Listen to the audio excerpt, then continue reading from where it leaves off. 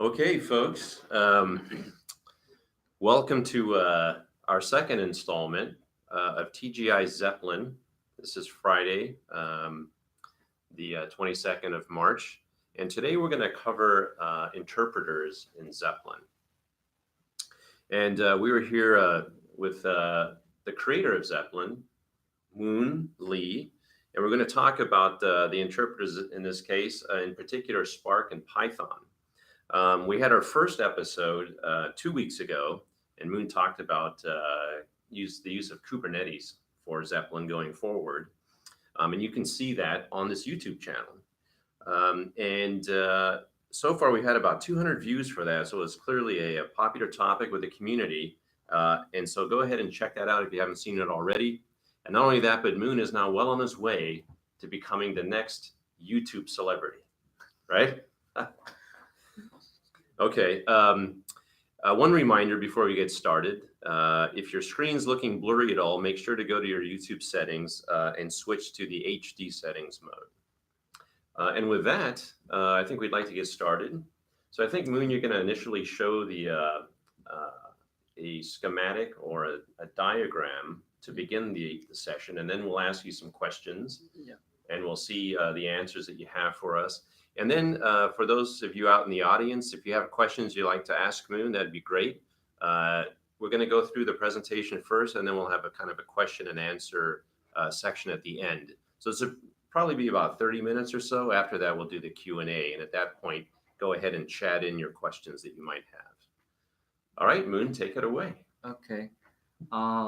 Today I will explain a little bit about Zeppelin's interpreter, especially Spark and Python interpreter. Mhm. But before I start, let me quickly introduce Ken. Yes. Yeah, Ken is working with me in Japan, and he's helping today. He's helping this episode. I will first uh, start with what is interpreter. Right. Okay, so interpreter is where your code is running or where your code in your notebook is running. Some other open source projects, such as Jupyter, they call kernel the same part. They, oh, I forgot sharing my screen. Uh-huh.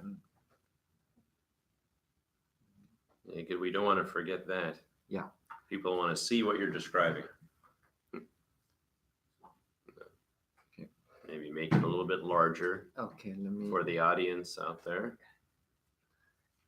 Okay, so interpreter runs your code in your notebook, and some other open source projects such as Jupyter they call kernel instead of interpreter, but basically they are doing the same. They run code in your notebook and return the results so you can see the text or graphic output in your notebook. Mm-hmm. And here is a uh, brief diagram of Zeppelin's interpreter architecture. Okay. And Zeppelin server is running in a JVM, running on JVM, and as a running as a JVM process. So Zeppelin server runs and it's got its own entry point, Zeppelin server main function.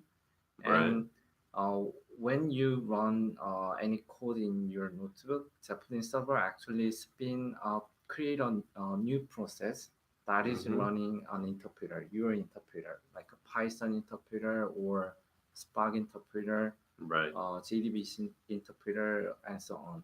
Mm-hmm. So every time you run your notebook, Zeppelin check if your interpreter is already running or not. And if your interpreter is not running, then it's create a new process that is running your interpreter and connect to there. Okay. So, if we go a little bit deep inside, then there is actually something called the interpreter launcher. That's an abstraction layer for few different types of launcher. Zeppelin have three different types of interpreter launcher. One is standard, another is Spark, and last one is Kubernetes. So standard and Spark is designed to start the interpreter in a local process, and standard launcher run every interpreter Mm-hmm. as a local JVM process, and Spark launcher is specialized for launching a Spark interpreter as a local process. Okay. And Kubernetes launcher is it going to be in from Zeppelin point 9 releases, and that launcher will run any interpreter as a in a Kubernetes pod, so it can Okay. scale. I think we covered this topic in a previous Right. In the episode. first episode, yeah. Right. Do you know when is that 0.9 version, 0.9 coming out? That's a good question. We don't have a date we can say at the moment, but I think if community have a big interest on point 9 and then I think developers, committers on the community will accelerate the plan. I think. Okay, good. Something to look forward to. Yeah. And inside of interpreter, interpreter have a actually interpreter have a group. For example, Python interpreter is not just a single interpreter. Python interpreter includes Python interpreter, Python pandas SQL interpreter, Python conda interpreter, Python Docker interpreter. So Okay. multiple interpreters in the same group run in the same JVM process, run in the same interpreter process. Okay. So they are grouped together and they run all together and they shut down all together in the same group. They're like buddies. Right. Okay. So I will show you in a second, but you probably know that percent sign Python dot SQL or percent sign Python dot conda or percent sign Spark dot SQL, Spark dot PySpark. So right. So that means Spark dot PySpark and Spark dot SQL, they are in the same group. The name of the group is Spark, and inside of Spark there are multiple interpreters. Right. So this little diagram explains that there are interpreter 1, interpreter 2, and more, and they are all in the same group inside of a single interpreter process. Okay. And interpreter also have many different components, not only interpreter groups, but also many different component that helps interpreter works. And one of the component that interpreter have is resource pool. Okay. I wanted to ask you a question about that actually. Yeah. So within the single notebook, you have multiple paragraphs. Each paragraph can be running its own interpreter, right? So I could be running a Spark interpreter in one paragraph, a Python interpreter, not PySpark, but the Python interpreter, another paragraph. Yeah. So via the resource pool, is this the mechanism that I can use to try to, if I run some process in the Spark paragraph, get some results, that I could save those results into some kind of a variable so that I can reference it in my Python interpreter paragraph.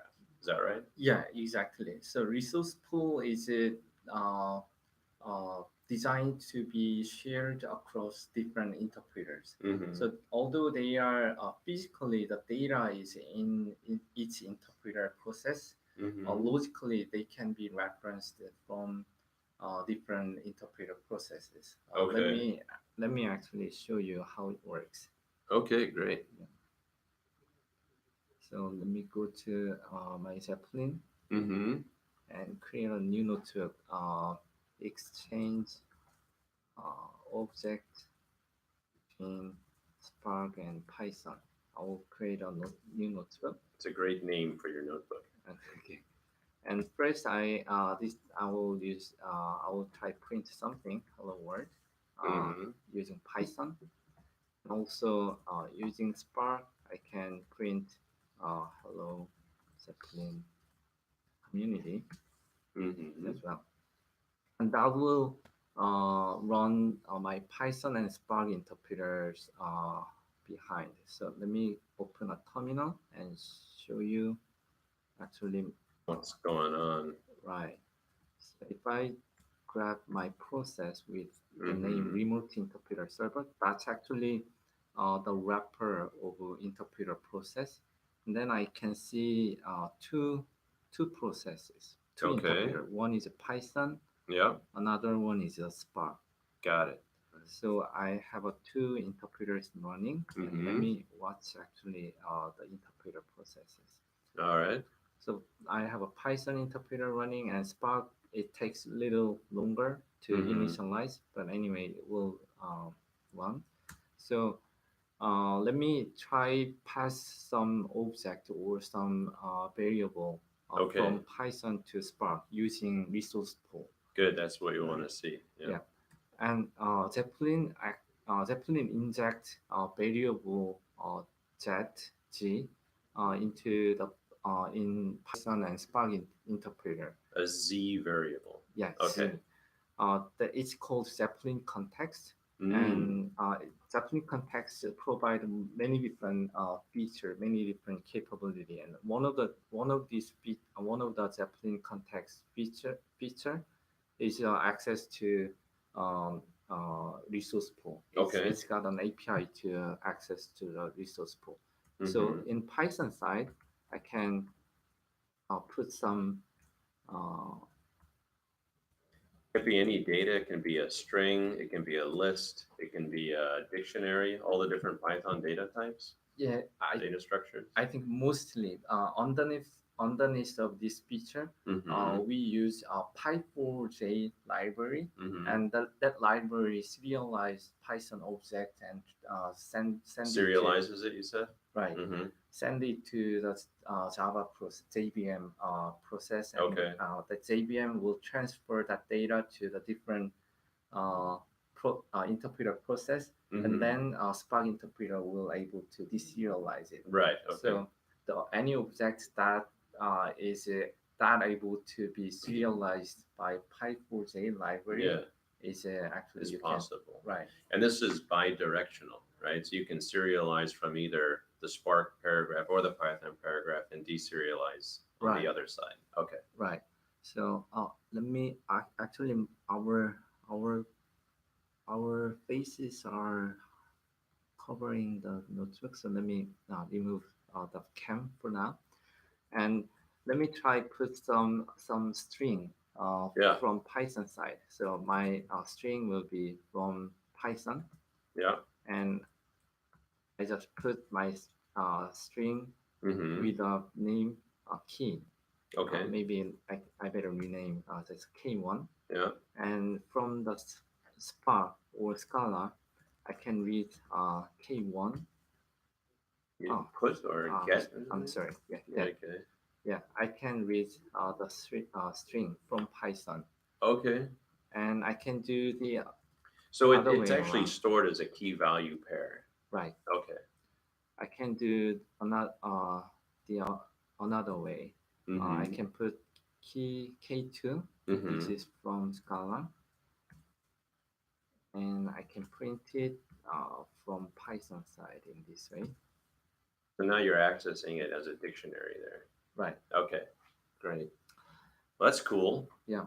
So resource pool is really useful when you want to access the data between different languages, Yeah. or even you can use even in the same language you can store any object there, Mm-hmm. even if it's not serializable, you can still store there, Mm.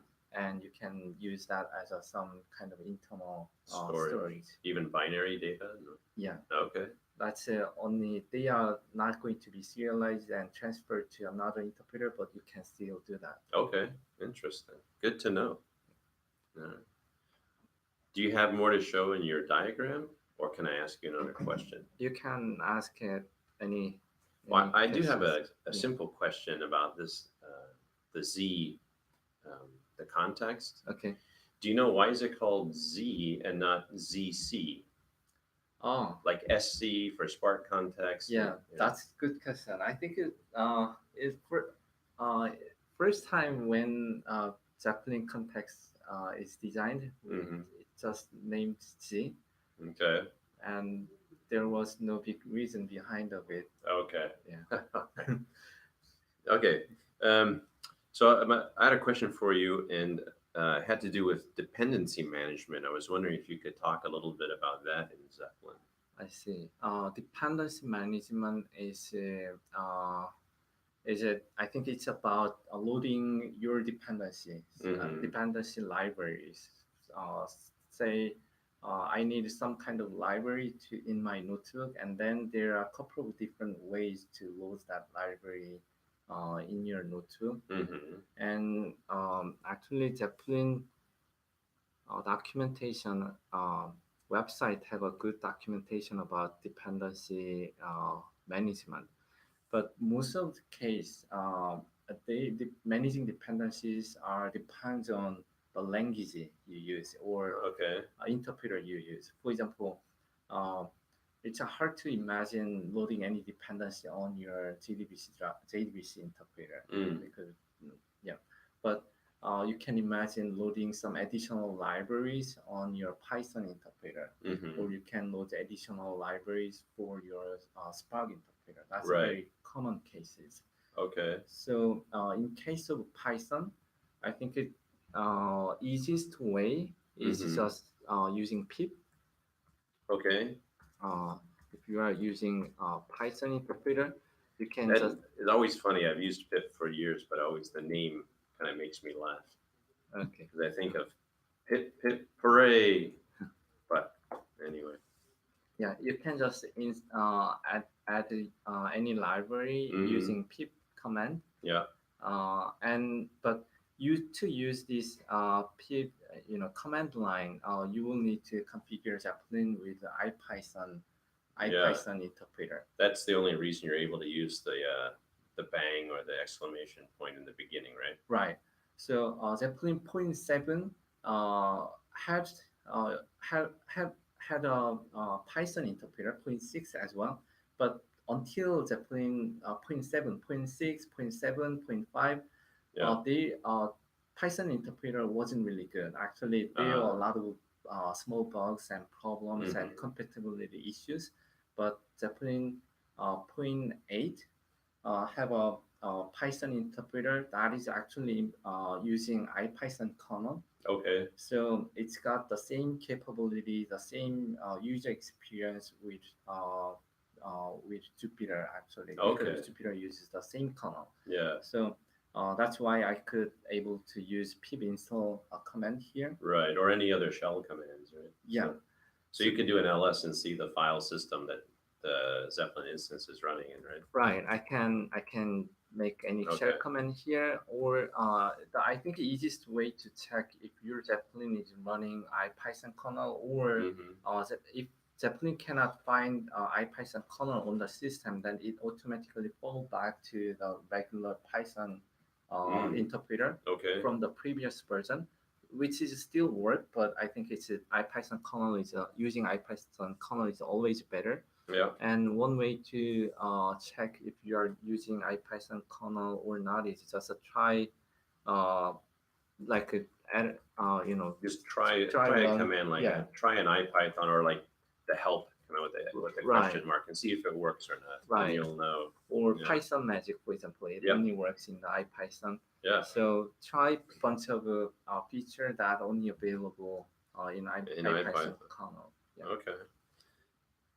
Was there any other details you wanted to tell us about the dependency management or? Yeah, I think in Python side we can use pip, but in Scala, for example, Spark, pip is only for the Python, and Right. Spark is a little more complicated to load of dependencies, and that's why we have a document in the Mm-hmm. Zeppelin website Okay. about the dependency management on Spark.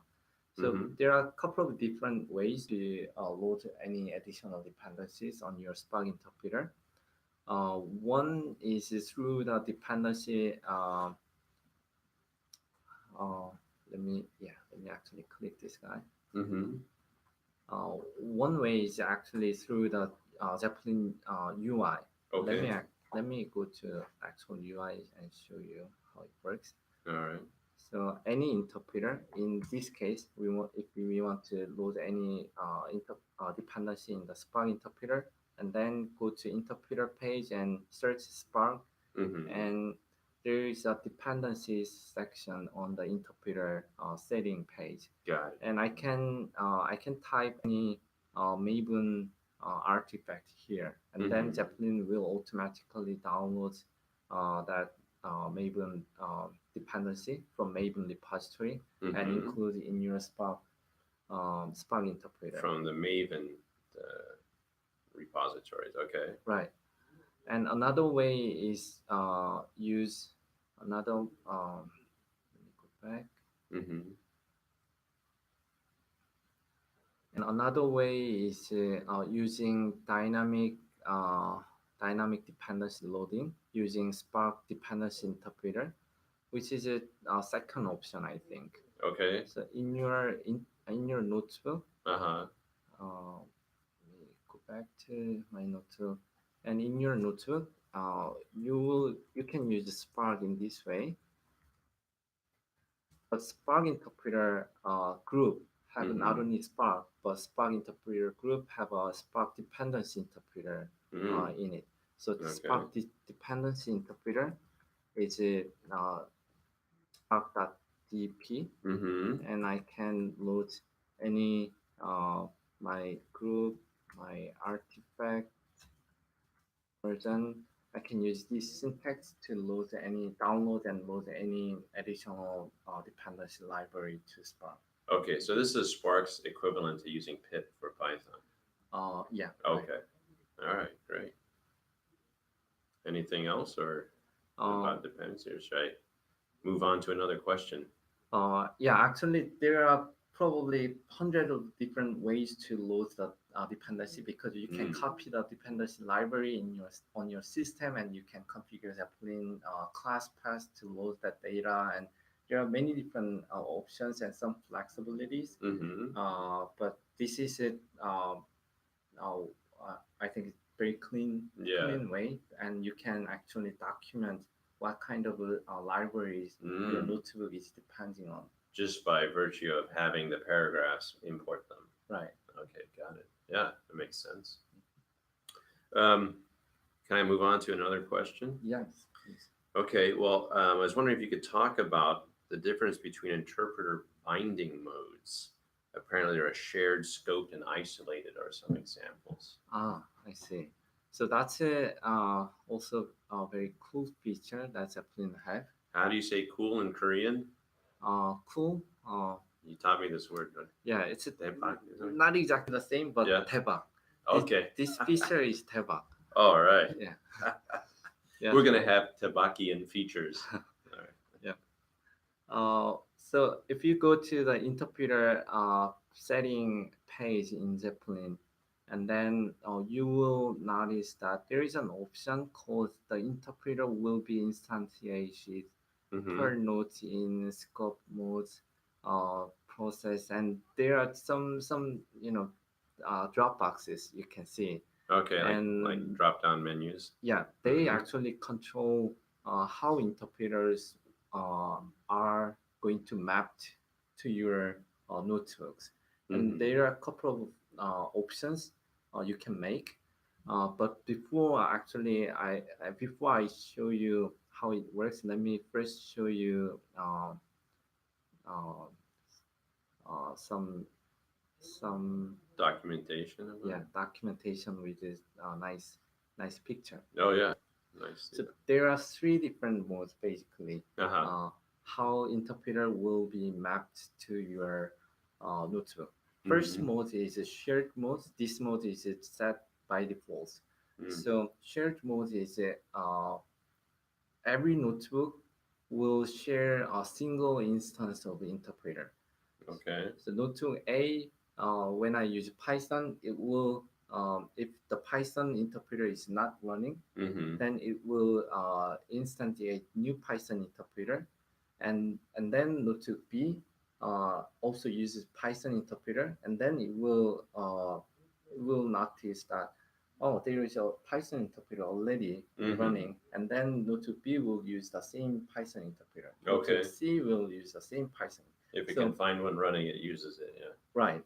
That's how shared mode works. So Mhm. shared mode shares interpreter to every notebook running. Okay.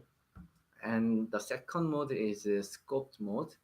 Scoped mode is one uh, interpreter process Mhm. can have multiple instance of interpreter inside of it.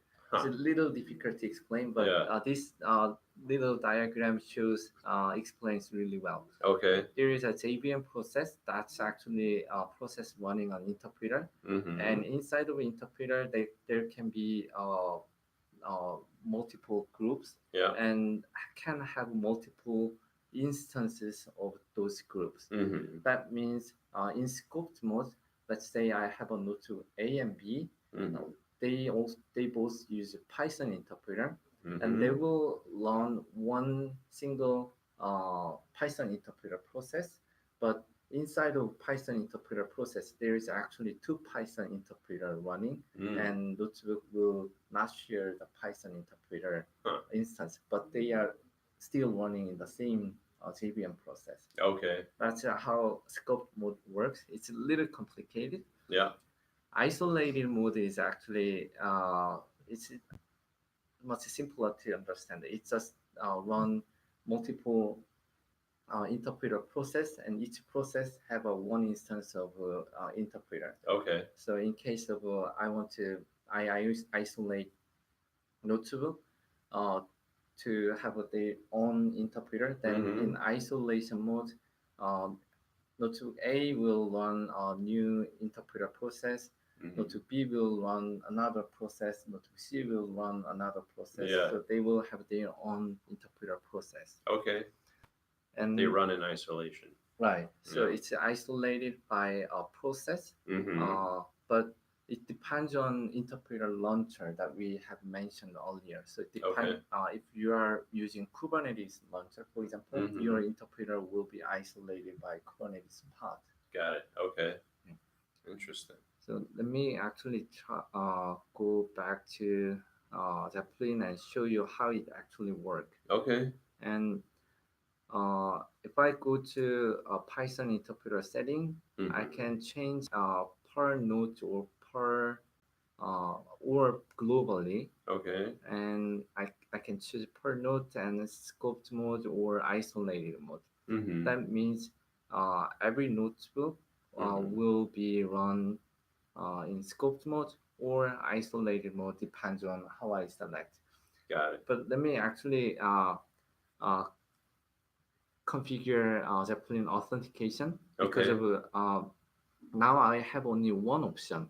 I Yeah. can make Python notebook isolated per node, Mhm. or I can make notebook scoped per node. I cannot make notebook isolated by users, for example. Right. So let me show you how I can do that as well. Okay. So to make Zeppelin aware of user, you first need to turn on the authentication in Zeppelin. Mhm. Zeppelin by default authentication is turned off. If you download the Zeppelin and if you run, then there is no authentication. You can just run and Mhm. log in, connect, browse your Zeppelin address using your browser, and you can Yeah. just start. Okay. But you They can keep it simple. right. But I can actually turn on the authentication Mhm. by creating a zero.ini configuration file. All right.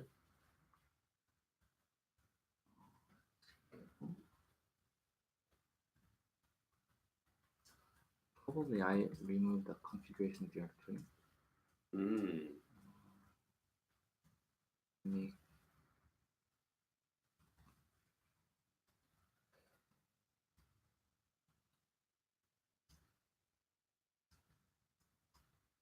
yeah, Zeppelin.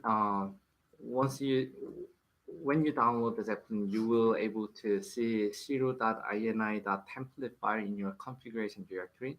You can Mhm. just copy that file to 0.ini file, Okay. and Yeah. then restart Zeppelin. Before I restart Zeppelin, let me actually Activate the yeah, feature. Oh, you just uncomment it. uncomment one user, Got it. and let me restart Zeppelin. Okay. You want to just show that line again briefly if people are not familiar with it? And Oh, oh, well, that's fine. So yeah, yeah. maybe later. Yeah, by the way, this Zero is a also Apache project, which is pluggable and configurable. So you can configure Zero to connect to your LDAP or Active Mhm. Directory or any other authentication source. Okay. So Zeppelin can authenticate user using your database. So um, uh, default configuration have some hard-coded user and password here. Yeah. This is not supposed to be used in the production in this way, but Mm. for quick start Yeah. to see how Zero works, I think it's enough. Mm-hmm. And I just restarted Zeppelin, and then let me connect to Zeppelin again, Okay. and then. mm, Now I see a login button instead of a list of notebook in my Zeppelin instance. And Interesting. let me log in with the admin account first. Always good to be the admin. Yeah. And then I can go to interpreter menu again and search Python. And then I see there is more options now, Wow. right? Yeah. And now I can have I can make notebook uh, per per user, Yeah.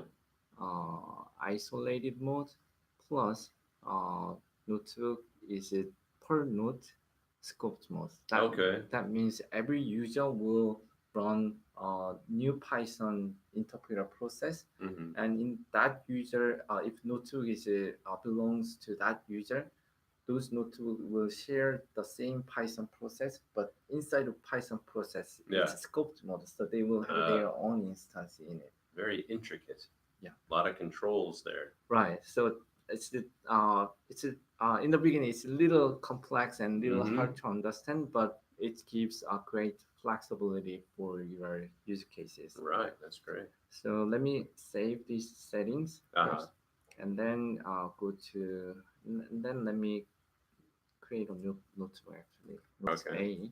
A. Okay. Python node A. And my Python node A is let me assign a string. Okay. Node A is just simply Yeah. and then print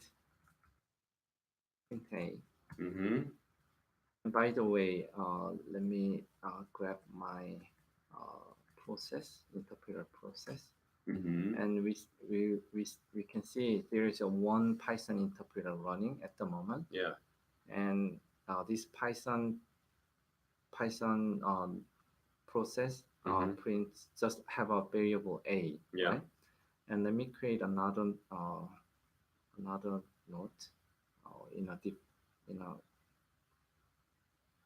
a new window. Okay.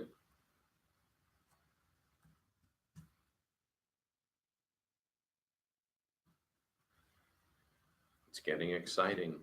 Yeah. Multiple windows. It's not B in this case. Python as a default. Mm-hmm. Little bigger. In Python node B, if it was a shared mode, then I could able to print A. But because we changed You would be able to print A in this instance as well. Right. Okay. But because we already have changed it, let me try print A actually.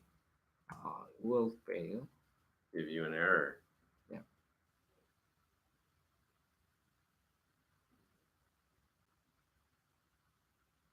Is it also taking longer because it's starting a new instance? It's a new process.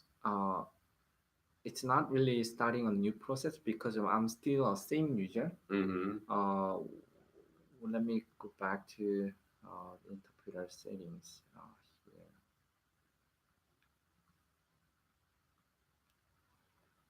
because of we made Python interpreter settings, Mm-hmm.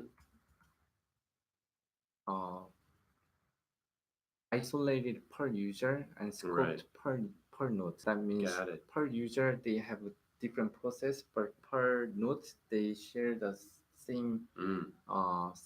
same process. So Mm-hmm. uh, if, even if they are not sharing the variable, Yeah. they are using the same Java JVM same interpreter process. That's Okay. why we see only A one. single process. Yeah, but still I cannot print the Got it. variable here. Okay. And then let me try assign node b in Just the a different string to the same named variable. right All and right. print a, and I can see node b. Uh-huh. And on the first notebook, if I print, it's still node a. Okay. Got it. So we can see there is only one Python process, but the sessions are actually different. Isolated. Yeah, Different. Yeah. that's Okay. one example. And let me go to little more complex example. Okay. Uh, Let's see it.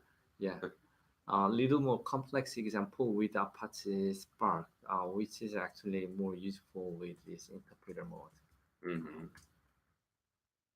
In the Spark, let me select per user isolated per node scoped the same way, and save these settings and go to the node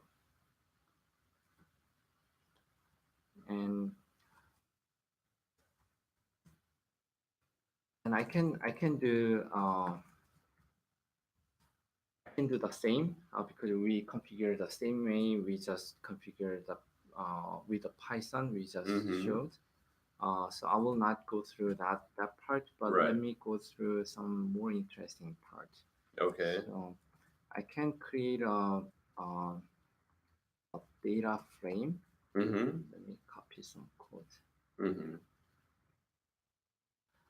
So I can create a data frame here.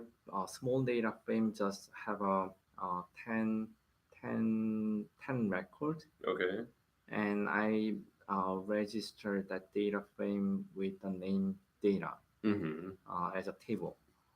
So let me run this paragraph as well. Okay. They will take some time. My laptop is not that fast. Oh. Value A.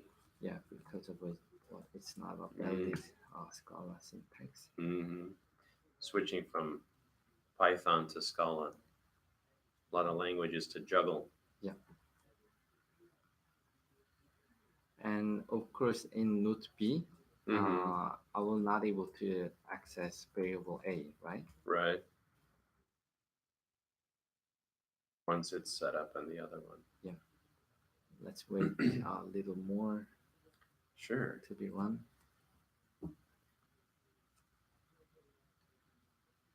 We are at almost the 40-minute mark. Okay, So we had a few more questions. I don't know if we'll get to them in this session or not. okay, let me quickly. We can finish always this do part. them in the next session or upcoming episodes. This is going to be a whole series of episodes, so we'll have plenty to cover, plenty of time. Yeah. So the second notebook, we cannot access variable A, Mm-hmm. but here is an interesting part in Spark SQL, for example, because we just made a data frame and registered that frame as a data Yeah. in a Spark SQL table. Mm-hmm. We can access the data, Okay. right?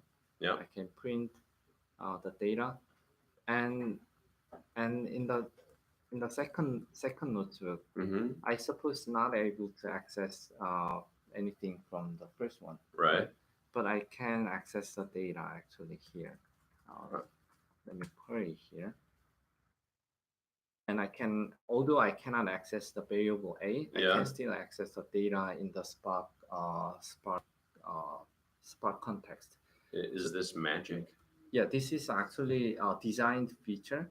Okay, it's That not magic then. It's by design. yeah. Okay. So in scoped mode in Spark interpreter, Spark context, one single Spark context is created and they are being shared uh, to all Spark interpreter instance inside of it. Okay. That means one Spark context is holding a resources and it's scheduling a resource to multiple notebooks.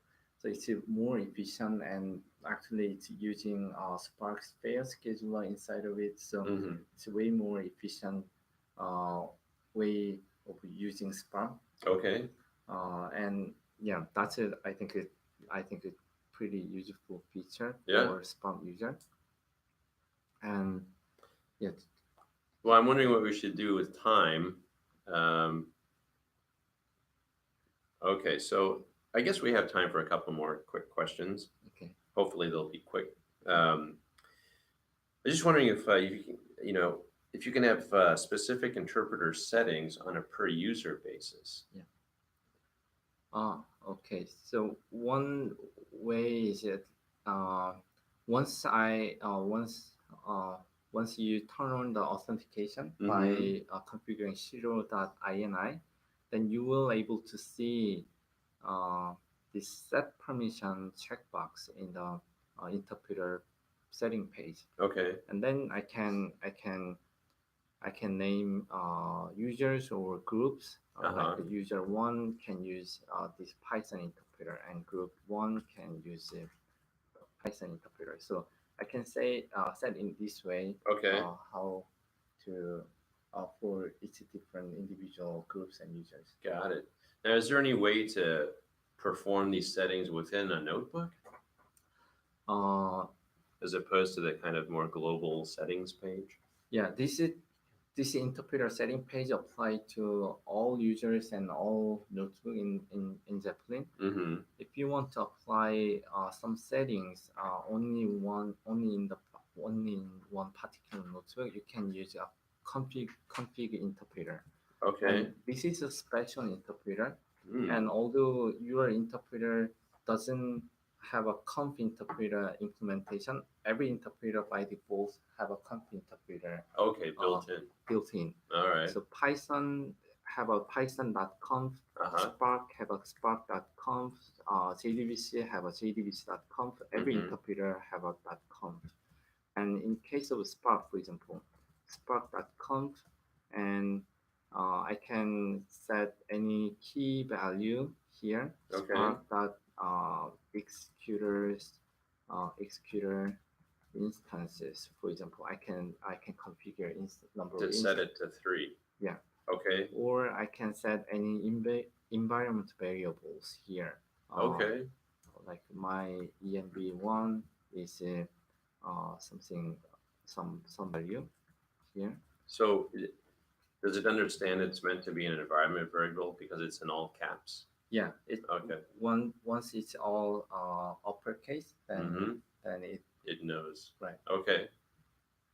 So that's it. interesting. Yeah, that's it per notebook Mhm. configuration. Okay.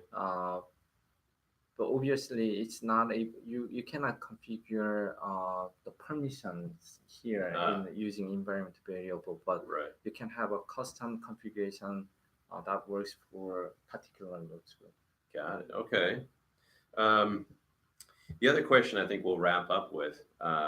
So I wanted to ask if it's possible to manage security for each interpreter. Like how might JDBC interpreters be secured from one type of user to another, whether it's usable or not or accessible?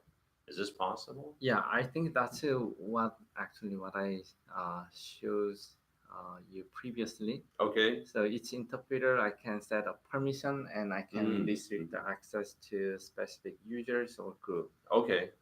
That's I think one way to do that. Yeah. And in terms of JDBC interpreter, there is another way to um, uh, access control the access of JDBC interpreter. Okay. And JDBC interpreter uh, can use credential menu on here, Mm. and that allows each user uses different credential when they use JDBC interpreter. Okay. This is, I think, a whole another topic. I think we can address later when we have time. Okay, we can save that for another episode. Yeah. Okay. Well, thanks so much for going through all of that with us and with the audience. So we'd like you guys out there to join us in 2 weeks. We'll be talking about visualizers and visualization in Zeppelin, and this will be using helium. So that'll be an interesting one. I love visualization, so I'm going to get involved in that one personally, if you don't mind. Okay. Are we going to be taking some questions from the audience if they've chatted anything in, or doesn't look like it? Okay. I guess we've kind of run out of time at this point. So with that in mind, I'd just like to end by offering you cookies. I don't know if they can see this. These were actually made by the wife of someone else in the office, and they're delicious. So if I give you these cookies at the risk of making a bad joke, I think these would become moon cookies. There you go. These are for you. Thanks so much for all the information today. Yeah, thank you for helping this video. Yeah, I did so little and you did so much. I'd like to keep it that way. No, but okay. So thanks again for tuning in today, and we'll see you guys in a couple of weeks. Thank you. Bye-bye.